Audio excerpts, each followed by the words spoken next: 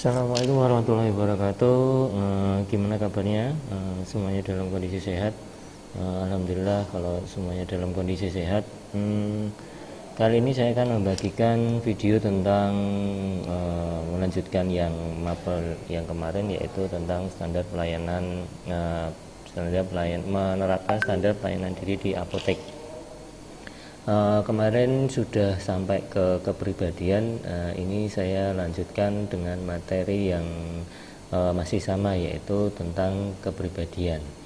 Nah, untuk materi kali ini kita hanya sedikit saja karena tinggal meneruskan. Nanti setelah materi nanti bisa mengisi post-test pada link yang sudah disediakan. Oke, kita lanjut saja. Faktor yang mempengaruhi kepribadian yaitu adalah hasil hubungan kita dengan lingkungan maupun hubungan kita dengan pengalaman. Para ahli membedakan dua macam pengalaman yang bisa mempengaruhi kepribadian manusia. Yang pertama adalah common experience atau pengalaman umum. Pengalaman umum adalah pengalaman yang dihayati oleh semua anggota masyarakat, bahkan semua manusia, ya. Jadi setiap orang itu pasti punya pengalaman umum, ya. Dimana pengalaman umum biasanya itu juga memotivasi, juga istilahnya memberikan suatu pelajaran yang berharga yang kedepannya bisa menjadikan manusia itu menjadikan lebih baik. Kemudian yang kedua, selanjutnya yaitu setiap masyarakat selalu mempunyai nilai-nilai, prinsip-prinsip moral, kemudian cara-cara hidup yang dihayati oleh semua anggota masyarakat. Kalau sifat itu sifatnya universal, contohnya misalnya menghormati orang tua, maka setiap manusia akan dididik untuk menjadi seperti itu, ya. Jadi kalau memang dari kecil dia sudah dididik untuk menghormati orang tua, maka sampai usia dewasa pun dia akan tetap menghormati orang tua. Pengalaman umum ini menjadi bagian dari seseorang yang sama dengan banyak orang lain di sekitarnya, ya. Jadi ini pengalaman yang sifatnya umum, tetapi menjadi bagian dari pengalaman orang lain juga. Karena apa? Karena seseorang juga mengalami hal yang sama dengan pengalaman ini, ya. Jadi setiap manusia pasti akan dididik menghormati orang tuanya, ya. Jadi dari kecil dididik menghormati orang tua, ketika sudah dewasa diharapkan akan tetap menghormati orang tua. Jadi ini pengalaman umum antara satu orang dengan orang yang lain itu sebagian besar sama, tinggal prosesnya, caranya bagaimana, itu tergantung dari orang tua masing-masing. Kemudian yang kedua adalah unique experience atau pengalaman unik. Pengalaman unik, setiap orang mempunyai pengalaman yang hanya bisa dialami oleh seseorang itu sendiri atau dirinya sendiri. Karena sejak lahir setiap orang atau setiap anak sudah membawa ciri-ciri serta kecenderungan tertentu. Maka reaksinya terhadap lingkungan maupun reaksi lingkungan terhadap dirinya sifatnya khas, unik, dan tidak ada duanya. Jadi kalau yang unik ini hanya dialami oleh satu orang, jadi atau dirinya sendiri atau orang per orang, ya. Kemungkinan besar di antara orang yang satu dengan orang yang lain tidak sama, karena setiap anak itu tadi sudah membawa ciri-ciri, ya, maupun kecenderungan tertentu, ya. Jadi reaksinya terhadap lingkungan, reaksi seseorang terhadap lingkungan maupun reaksi lingkungan terhadap seseorang tersebut. Lebih jelas lagi perbandingan antara masyarakat Indonesia dengan masyarakat Amerika Serikat, kemudian dengan orang-orang Inggris maupun orang-orang Jerman ataupun orang-orang Jepang ataupun orang-orang Cina, ya. Perbedaannya akan sangat kontras, ya.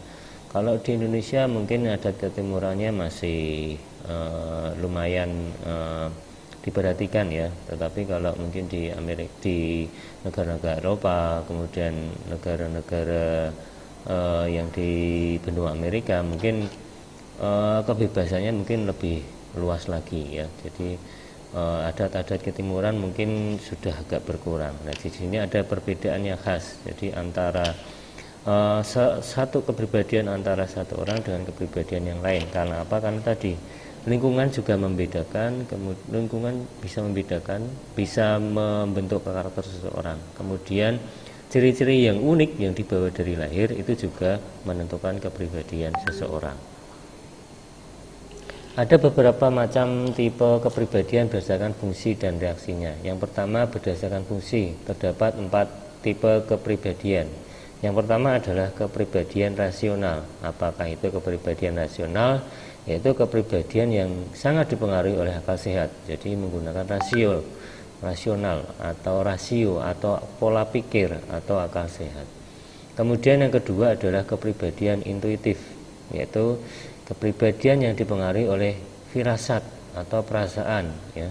Jadi kira-kira misalnya, si A itu marah sama saya kenapa ya? Ya, itu kepribadian intuitif, ya. Jadi berdasarkan firasat atau perasaan yang dikira-kira. Kemudian yang ketiga ada kepribadian emosional, yaitu kepribadian yang dipengaruhi oleh perasaan sesaat. Ya, ini yang seringkali terjadi pada anak-anak usia muda, ya, anak-anak atau pada orang-orang usia muda. Ya, jadi karena emosi sesaat, karena perasaan sesaat sehingga menimbulkan kerusakan. Nah, ini kepribadian emosional, ya, kepribadian yang muncul itu dipengaruhi oleh karena perasaan yang saat itu juga atau sesaat. Kemudian yang keempat ada kepribadian sensitif, yaitu kepribadian yang dipengaruhi oleh kekuatan panca indera sehingga cepat bereaksi, ya.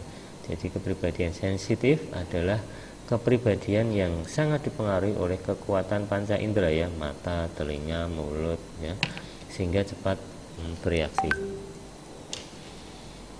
Berdasarkan reaksinya terhadap lingkungan, terhadap 3 tipe kepribadian ya dipengaruhi oleh beberapa hal, ya. Jadi berdasarkan reaksinya terhadap lingkungan, 3 tipe kepribadian itu dipengaruhi oleh sebagai berikut. Yang pertama adalah kepribadian ekstrovert, ya, ekstrovert, ya, terbuka, ya, atau ekstra atau luar, ya, yaitu kepribadian yang bersifat terbuka, berorientasi ke dunia luar, sehingga sifatnya senang bergaul, mudah menyesuaikan diri, mudah beradaptasi, ya, kemudian banyak teman, kemudian mungkin senang bersenda gurau, ya. Jadi ekstrovert, jadi bersifat terbuka, dia bisa menerima nasihat, bisa menerima manfaat apa saja.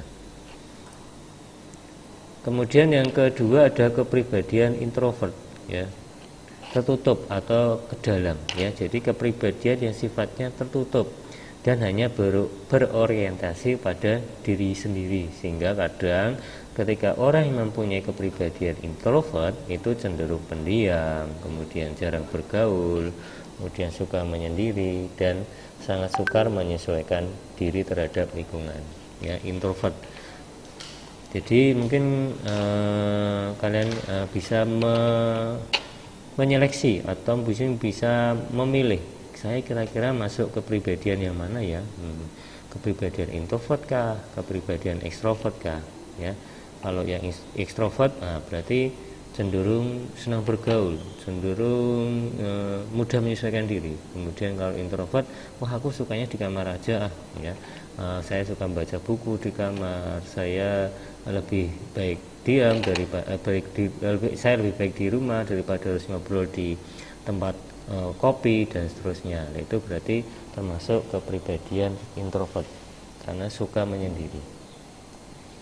Meskipun kedua-duanya tidak masalah, artinya tidak ada yang salah dan tidak ada yang benar, karena itu bentukan dari lahir, ya. Kemudian yang ketiga adalah kepribadian ambivert, yaitu kepribadian campuran yang tidak dapat digolongkan ke dalam 2 tipe tadi, ya, baik introvert maupun ekstrovert, karena sifatnya bervariasi, ya, kadang ekstrovert, kadang introvert, yaitu kepribadian ambivert karena memang tidak bisa digolongkan ke 2 tipe tadi. Oke, untuk materi saya cukupkan di sini dulu, karena nanti kalau terlalu banyak, nanti kasihan kuotanya, jadi ini sedikit-sedikit. Nanti setelah itu kita diskusi lagi di Google Classroom kalau mungkin ada yang mau ditanyakan, atau mungkin bisa tanya-tanya lewat WA saya. Oke, terima kasih, semoga kita selalu diberikan kesehatan, keimanan, dan keberkahan. Tetap jaga protokol kesehatan, tetap makan enak. Oke, semangat. Assalamualaikum warahmatullahi wabarakatuh.